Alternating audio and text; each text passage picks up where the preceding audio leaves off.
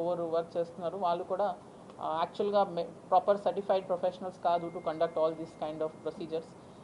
So ఓవరాల్గా దీంట్లో medical department వాళ్ళు కూడా ఎంత డీటెయిల్గా దీన్ని స్టడీ చేసి దీనిలో మాకు కోఆపరేట్ చేశారు.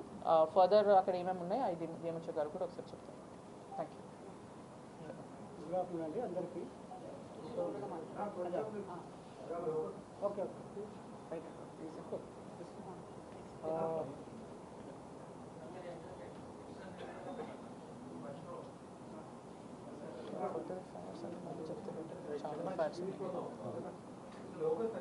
సో నిన్న జాయింట్ ఆపరేషన్ అండ్ మనకు పోలీస్ నుంచి, రెవెన్యూ నుంచి అండ్ హెల్త్ డిపార్ట్మెంట్ నుంచి ఈ క్లినిక్ పైన మనం రైడ్ చేసినప్పుడు మనకు అక్కడ థియేటర్ కనిపించింది. యాక్చువల్లీ ఆమె అక్కడ థియేటర్ నేను ఏది రన్ చేయడం లేదని చెప్పి క్లోజర్ లెటర్ అనేది మనకు 2021లోనే ఇవ్వడం జరిగింది. ఎందుకంటే దానికంటే ముందే ఆమె హాస్పిటల్లో రేట్ చేశారు, ఎన్ఎంఐసి టీమ్ ఫ్రమ్ ఢిల్లీ. చేసిన తర్వాత కేసు బుక్ చేయడం జరిగింది అండ్ ఆ కేసు ఈరోజు కూడా నడుస్తూ ఉంది. సో ఆమె certificates, registration certificates and PCPNDT certificates validity అనేది 2021లో అయిపోయినాయి. అయిపోయిన తర్వాత మళ్ళీ ఆమె అప్లై చేసుకోవడం కానీ అండ్ మా దగ్గర అప్రోచ్ అయినప్పుడు కోర్టులో కేసు ఉంది కాబట్టి మేము ఇవ్వలేమని చెప్పడం కూడా జరిగింది. దాంతో నేను హాస్పిటల్ క్లోజ్ చేసుకుంటున్నాను అని చెప్పి ఆమె సర్టిఫికెట్ కూడా ఇవ్వడం జరిగింది. దాంతో మేము క్లోజర్ సర్టిఫికెట్ కూడా ఇవ్వడం జరిగింది.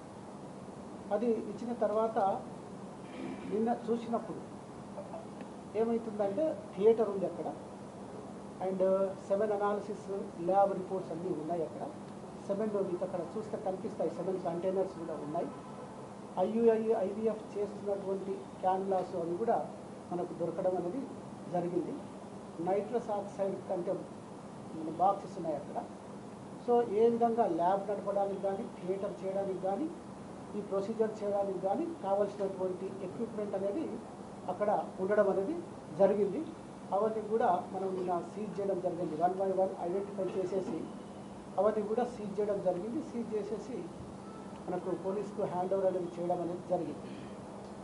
సో ఈ విధంగా ఆమె ఇంతకుముందు ఆమె ఎక్కడైతే తెలంగాణ మెడికల్ కౌన్సిల్ నుంచి రిజిస్ట్రేషన్ సర్టిఫికేట్ ఆమెకు ఉండాలి ప్రాక్టీస్ చేయాలంటే, కానీ ఆమె Telangana medical certificate registration certificate అనేది ఎక్స్పైరీ అయిపోయింది.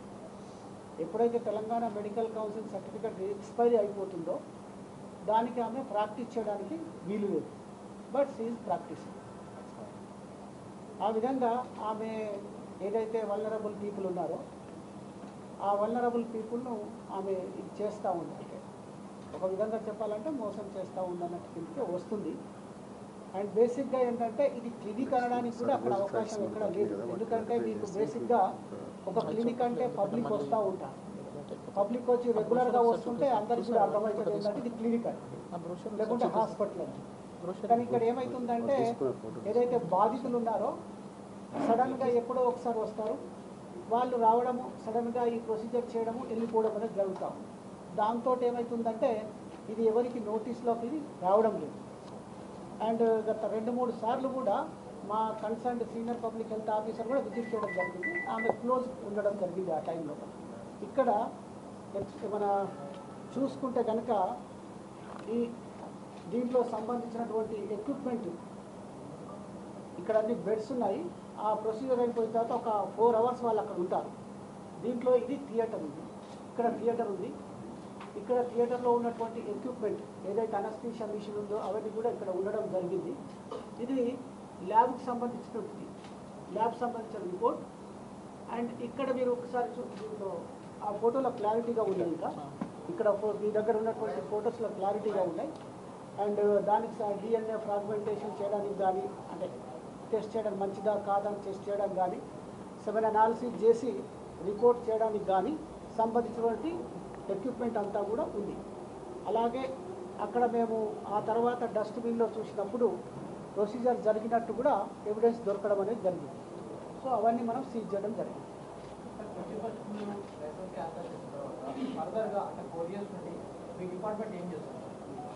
You're right. అంటే మా డిపార్ట్మెంట్ ఫ్రీక్వెంట్గా విజిట్స్ ఒకటి చేసింది. విజిట్ చేసినప్పుడు క్లోజ్ బంద్ ఉంటాము. ఎందుకంటే ఇది బయటకు మనకి ఇక్కడ క్లినిక్ లాగా ఉంటేనేమో తెలిసిపోద్ది, మనం పేషెంట్లు వస్తా పోతుంటే తెలిసిపోద్ది. అది కానీ పేషెంట్లు వస్తా పోతూ ఉండరు. ఇది సడన్గా ఒక్కసారి పేషెంట్లు వస్తారు, సడన్గా పోతారు. ఇది సైలెంట్గా జరుగుతున్న వర్క్ కాబట్టి ఇది మనకు తెలియకుండా పోతా ఉంది.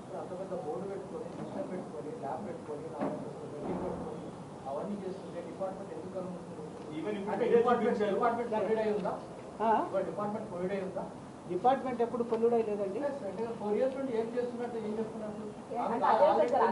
రెండు సెంటర్స్ ఉన్నాయి కదా, ఇంకొకటి కూడా అక్కడ కూడా ఒక స్టోమ్ కలెక్షన్ జరుగుతూ ఉంది, ఒకవైపు ఇదంతా కూడా నడుస్తూ ఉంటే ఏం చేస్తుంది? అది కరెక్టే. ఆల్రెడీ 4 times కూడా కేసులు అయినాయి కదా. అంటే ఇంతకుముందు కేసులైన ఫస్ట్ కేసు అయిన విషయం ఏంటంటే మన స్కానింగ్ మిషన్స్ పైన ఆ స్కానింగ్ మిషన్స్ ఏదైతే ఉన్నాయో వాటిని సీజ్ చేయడము, కోర్టుకు సబ్మిట్ చేయడం అనేది జరిగింది. సో ఎప్పుడైతే స్కాన్ మిషన్స్ ఉన్నాయో దానికి పర్మిషన్ అనేది ఇవ్వకుండా పోవడం కూడా జరిగింది. సార్ యాక్చువల్గా రెగ్యులర్గా గతంలో సరూర్నగర్లో పట్టుబడినప్పుడు కిడ్నీ ర్యాకెట్ పట్టుబడినప్పుడు పోలీసులే రైడ్ చేసి పట్టుకున్నారు, తర్వాత మీరు వచ్చారు. ఇప్పుడు పోలీసులు రైడ్ చేసిన తర్వాత మీరు వచ్చారు. సార్ ఎందుకు మీ దగ్గర ప్రత్యేకమైన టాస్క్ ఫోర్స్ లేదా ఎందుకు గుర్తించలేకపోతున్నారు? పోలీసులకి ఎంతవరకు అని చేస్తారు? మీరు రైట్ అండి. అంటే మా దగ్గర కూడా ఎలా ఉంటుందంటే ఇప్పుడు హైదరాబాద్లో ఉన్నటువంటి సెంటర్స్ అన్నీ ఉన్నాయి. దాంట్లో ఉన్న డాక్టర్స్ ఏదైతే సీనియర్ పబ్లిక్ హెల్త్ ఆఫీసర్స్ ఉన్నారో దాదాపుగా మనకు ఒక 10 మెంబర్స్ ఉన్నారు. ఆ 10 మెంబర్స్ అనేది ఇన్ని హాస్పిటల్స్ సంవత్సరంలో ఒకసారైనా విజిట్ చేయాలి. ఆ ప్రకారంగా విజిట్ అనేది చేస్తూ ఉన్నాం. అలాగే స్కాన్ సెంటర్స్ ఏదైతే ఉన్నాయో అట్లీస్ట్ మేము క్వార్టర్లీ ఒకసారైనా విజిట్ చేస్తాం. సో ఆ విజిట్ చేసి అనేది మనకి ఇన్ఫర్మేషన్ అనేది ఇస్తూ ఉంటారు. ఈ ఇన్ఫర్మేషన్ వచ్చినప్పుడు ఆమె 2 సార్లు డాక్టర్ జయశ్రీ అని చెప్పి 2 సార్లు విజిట్ చేయడం జరిగింది. 2 సార్లు కూడా అది క్లోజ్ ఉండడం అనేది జరిగింది. 2015లో విజయవాడలో కేసు నమోదైంది. 2018-20లో కూడా ఆల్రెడీ వైజాగ్లో కూడా కేసెస్ ఉన్నాయి. ఆ దిశగా చూస్తే ఇక్కడ పర్మిషన్స్ అనేవి ఇవ్వకూడదు. 2021లో మేము క్లోజ్ చేసామని చెప్తున్నారు. అసలు వీళ్ళు ఎలా రన్ చేస్తున్నారు సార్? ఏ లైసెన్స్ బేసిస్ మీద రన్ చేస్తున్నారు?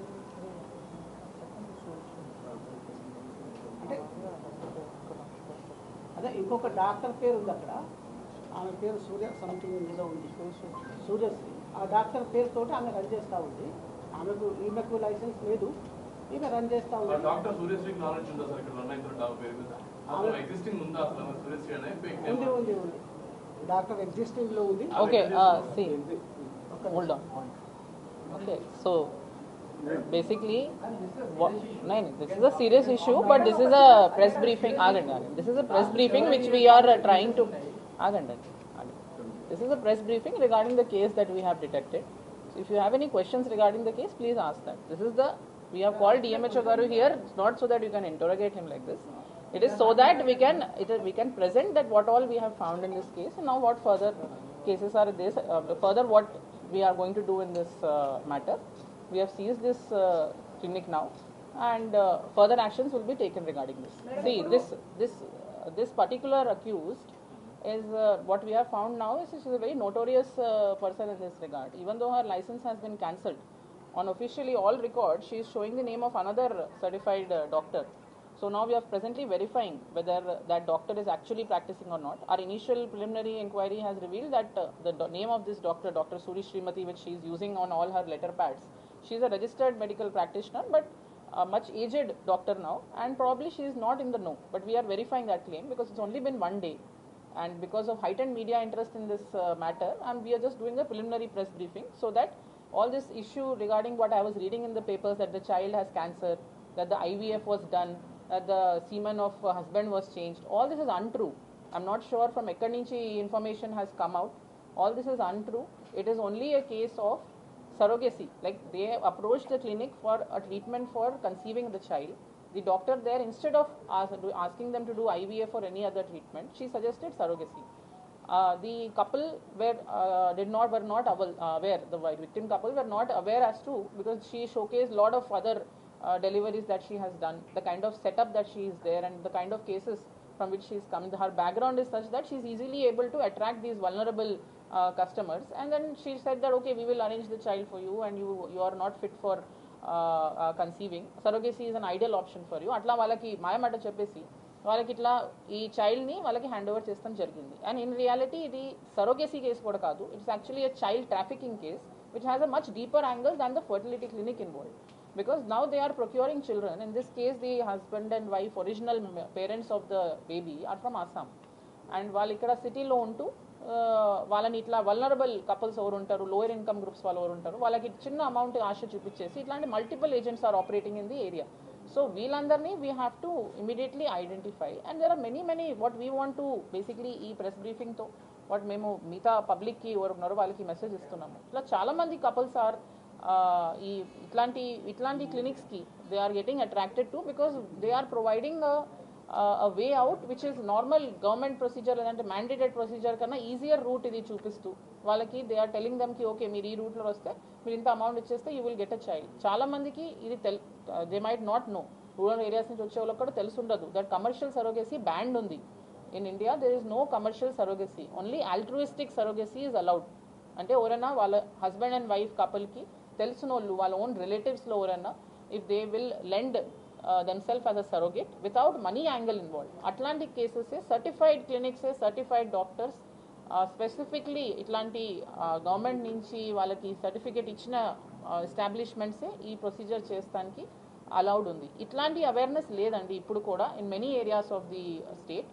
So we hope that through this press briefing the many couples who are actually getting, this is only one tip of the iceberg, and there are many such clinics operating, and we have to get information out of that. That will only come once media outreach is there and public also comes forward and gives complaint.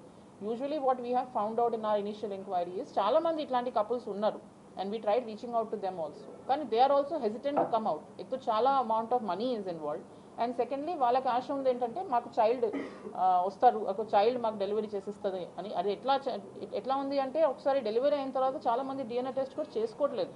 They are assuming that child వాళ్ళ child అనే assume చేసుకుంటున్నారు. So ఇట్లాంటి ఇష్యూస్ని పబ్లిక్కి awareness ఉంటే further they will not engage in ఇట్లాంటి commercial surrogacy allowed కాదని వాళ్ళకి అవేర్నెస్ ఉంటుందని. అండ్ ఇట్లాంటి ఏమైనా క్లినిక్స్ ఆపరేట్ అవుతున్నాయంటే వాళ్ళు మాకు ఇన్ఫర్మేషన్ ఇస్తే we can further act upon them, right?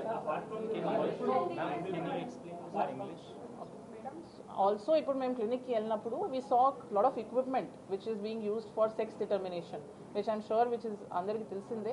Sex determination is not allowed in India. Child మేలా ఫీమేలా అది ముందు నుంచే తెలుసుకోకూడదు, కానీ అట్లాంటి ఎక్విప్మెంట్ కూడా అక్కడ ఉంది. సో ఇట్లాంటి స్పెసిఫిక్ ఈ అన్నిటి మీద కూడా డిఫరెంట్ కేసెస్ ఇప్పుడు రిజిస్టర్ చేస్తాం జరుగుతుంది. we'll take the complaints from the medical department as well, and we will register specific cases regarding this and conduct a drive also with the help of medical department, at least across our jurisdiction, so that itlanti clinics emana unte public and